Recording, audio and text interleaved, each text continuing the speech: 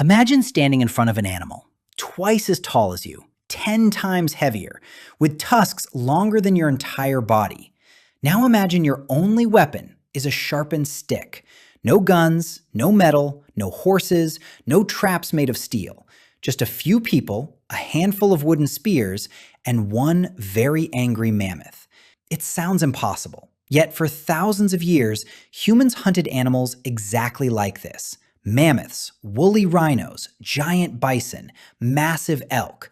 Creatures so enormous that one kick could kill a person instantly. So how did humans win? The surprising answer is they almost never fought fairly, because fair fights are a terrible survival strategy. For most of human history, humans weren't the strongest hunters. Far from it. A lion could overpower us. A bear could crush us. A wolf could outrun us. Even many herbivores were more dangerous than we were. A mammoth weighed up to 6 tons. Its tusks could throw a human through the air. Its thick skin was difficult to pierce.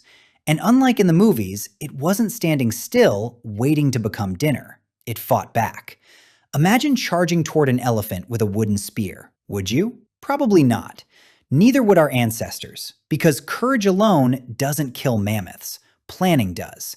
That's one of the biggest misconceptions about prehistoric hunting. People often imagine one fearless hunter running toward a giant animal and somehow bringing it down alone. That almost never happened, because one hunter was weak. 10 hunters were something entirely different. The greatest weapon ancient humans ever invented wasn't the spear, it was cooperation. Think about wolves. A single wolf struggles to hunt a large elk.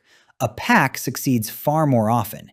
Now imagine humans, except instead of relying only on instincts, they could communicate, plan, adapt, learn from mistakes. Every hunt became a lesson. Every failure made the next attempt slightly better. Generation after generation, knowledge accumulated, not in books, but in people. An experienced hunter didn't simply know where animals lived. He knew when they moved, where they drank, which trails they preferred, where they became trapped, where they became tired. Knowledge like that could mean the difference between eating or starving. Imagine waking before sunrise. The tribe is already awake. Nobody speaks loudly. Everyone knows today's goal. A herd of mammoths passed nearby yesterday. Fresh footprints, broken branches, flattened grass. The hunters begin following the trail, not running, walking, patiently. Hours pass. The mammoths keep moving. So do the humans. This is something many people don't realize. Ancient hunting wasn't usually fast. It was slow, very slow. Sometimes a hunt lasted an entire day, sometimes several days, because humans had something many giant animals didn't: patience. We're incredibly good at waiting. Most predators rely on explosive attacks. A lion sprints. A cheetah explodes forward. A wolf launches an ambush. Humans? We follow. Quietly, steadily, relentlessly. That difference changed everything. Imagine you're a mammoth. You scare away the strange creatures with sticks. A few hours later, they're back. You keep walking. They keep following. You cross a river. They cross too. You climb a hill. They're still there. By sunset, they're still following. The mammoth grows tired. The humans don't. Why? Because evolution gave humans one extraordinary advantage: endurance. Humans aren't built for speed. We're built for distance. Unlike most large mammals, we cool ourselves by sweating. Millions of sweat glands cover our skin. While other animals must stop running to cool down, humans can keep moving, hour after hour after hour.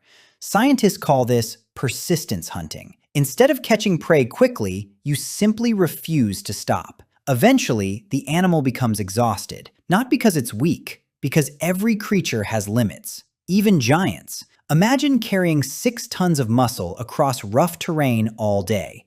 Eventually, every step becomes harder. Every hill feels steeper. Every escape becomes slower. That's when humans became dangerous, not because they suddenly grew stronger, because the mammoth gradually grew weaker. And even then, the hunt wasn't over. In fact, the hardest part was just beginning. The hunters didn't chase blindly. That would have been suicide. Instead, they looked for advantages: a narrow valley, a steep cliff, a muddy riverbank, a frozen lake. Nature itself became their greatest weapon. Imagine a herd moving through unfamiliar land. The hunters don't attack. Not yet. Instead, they slowly guide the animals. One small group appears behind them. Another waits farther ahead. Nobody gets too close. Nobody takes unnecessary risks. The goal isn't to frighten the herd, it's to influence it, almost like steering a giant ship, using nothing but noise, movement, and patience. Little by little, the herd changes direction toward exactly where the hunters want it to go. Sometimes that destination was a cliff. Archaeologists have discovered sites where hundreds of large animals appear to have fallen from steep drops. For years, scientists debated what happened. Did the animals fall by accident, or were they driven there? Many researchers now believe some cliffs became prehistoric hunting grounds. Imagine standing at the top of a rocky ledge. Below, a massive herd rushes forward.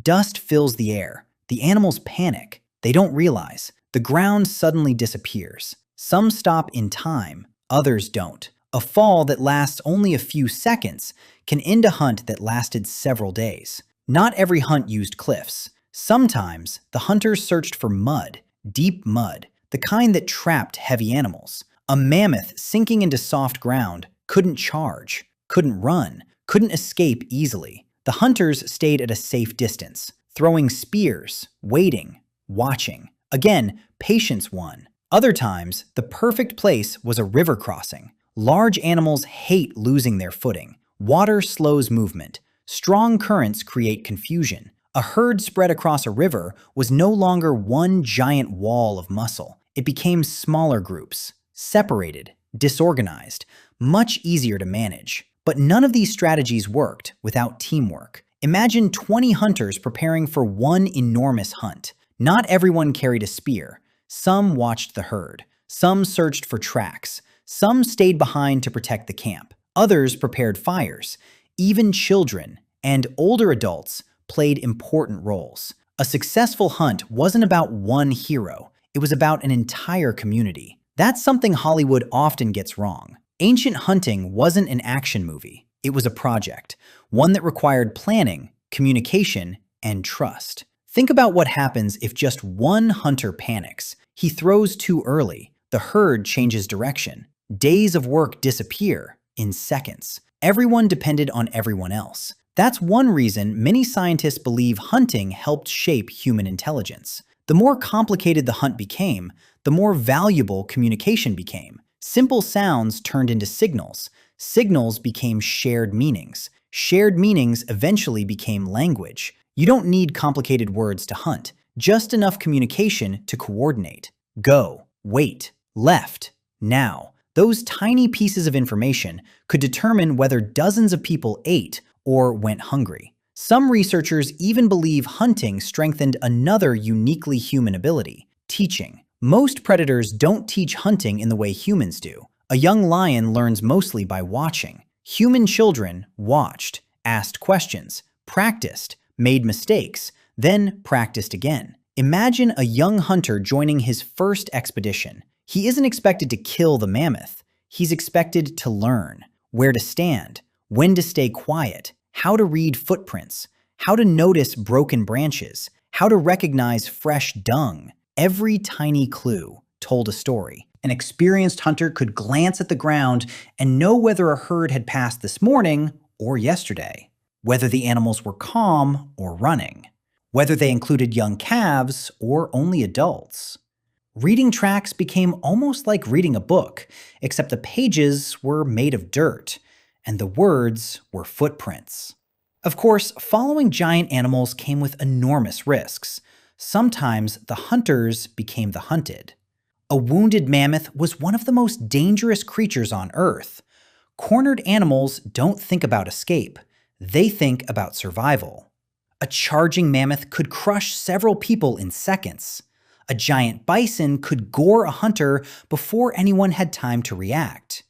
Every hunt carried real danger, and sometimes people didn't come home. Archaeologists have found ancient skeletons with crushed bones, broken ribs, and severe injuries that match attacks from large animals. Some survived, many probably didn't. Every successful hunt came with a price, but the reward could feed an entire tribe. One mammoth contained thousands of kilograms of meat, enough to feed dozens of people, sometimes for weeks. Nothing was wasted. The meat became food, the fat became fuel, the hide became clothing. The bones became tools, the tusks became weapons, art, and building materials. A single animal could change a tribe's future, which explains why these hunts were worth the risk.